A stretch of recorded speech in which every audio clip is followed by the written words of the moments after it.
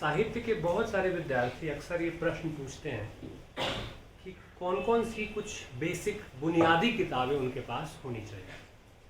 और मेरा ये मानना है कि कुछ किताबें जो साहित्य के प्रत्येक विद्यार्थी के पास अनिवार्य रूप से होनी चाहिए, वो कौन सी किताबें हैं, तो उस पर मैं थोड़ा सा प्रकाश डालूँगा।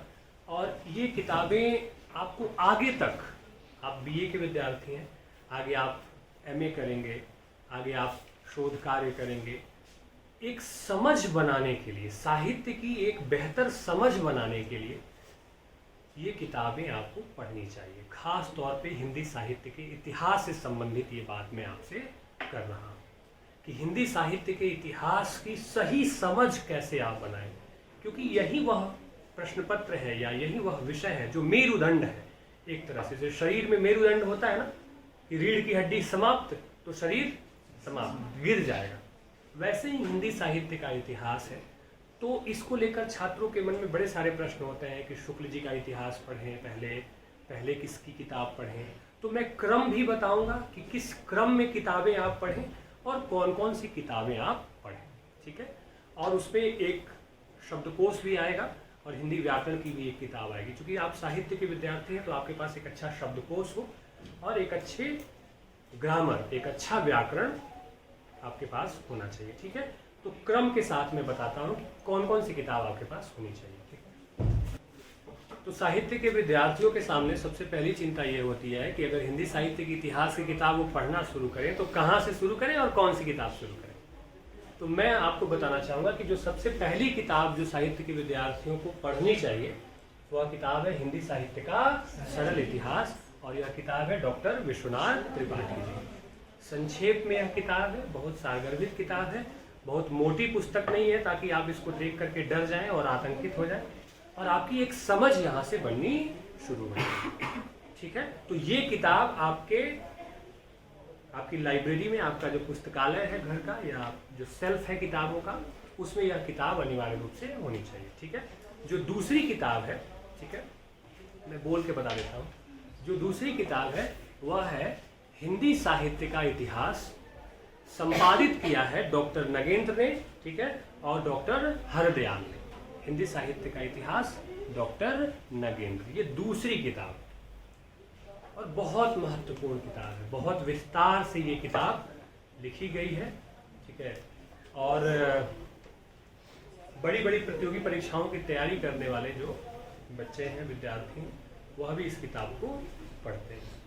तो सरल इतिहास के बाद जो किताब आपको पढ़नी चाहिए वह किताब है डॉक्टर नगेंद्र की हिंदी साहित्य का इतिहास। इसके बाद आप आचार्य रामचंद्र शुक्ल की किताब पढ़ सकते हैं। बच्चों को पढ़ने का जो क्रम है वो शुरुआत ही आचार्य रामचंद्र शुक्ल की किताब से करने लगते हैं। तो मेरा ये मानना है कि आचार्य रामचंद्र शुक्ल की किताब शुरू में, जब आप बीए फर्स्ट ईयर में, सेकेंड ईयर में आते हैं, तो शुरुआत अगर आप वहीं से करते हैं तो आपको कठिन लग सकता है, आपके सामने मुश्किलें आ सकती हैं। लेकिन अगर ये दो किताबें अगर आपने पढ़ ली है, विश्वनाथ त्रिपाठी जी की किताब और नगेंद्र की किताब, उसके बाद अगर आप शुक्ल जी का इतिहास पढ़ते हैं तो फिर आपको कोई कठिनाई नहीं आएगी और आपकी समझ जो है वो और धीरे धीरे मजबूत होती चली जाएगी, ठीक है। उसके बाद एक और किताब जो विद्यार्थियों को पढ़नी चाहिए वह है हिंदी साहित्य की भूमिका, आचार्य हजारी प्रसाद द्विवेदी की किताब।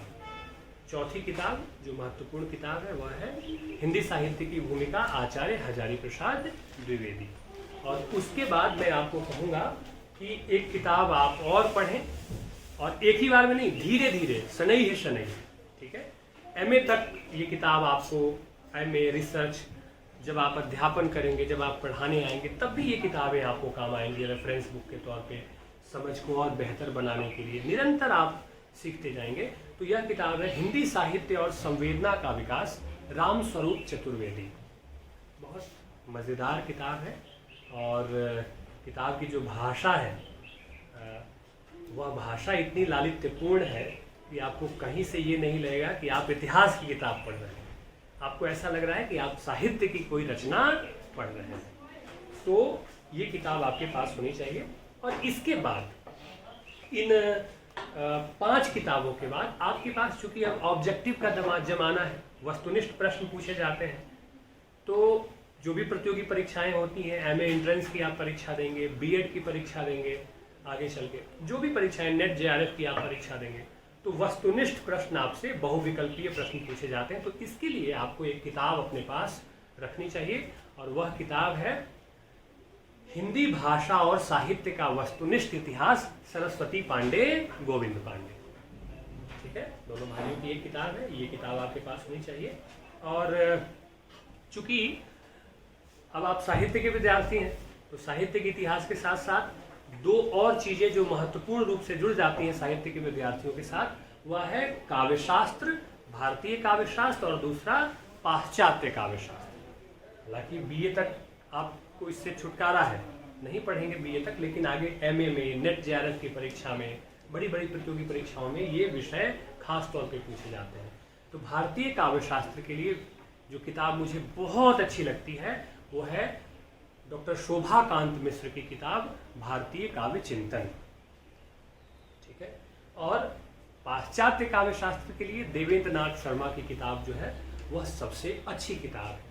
तो ये किताबें आपके पास निश्चित रूप से होनी चाहिए। धीरे धीरे किताबों की आपकी जो अलमीरा है, ठीक है, उसमें एक एक करके इन किताबों को जोड़ते चले जाइए।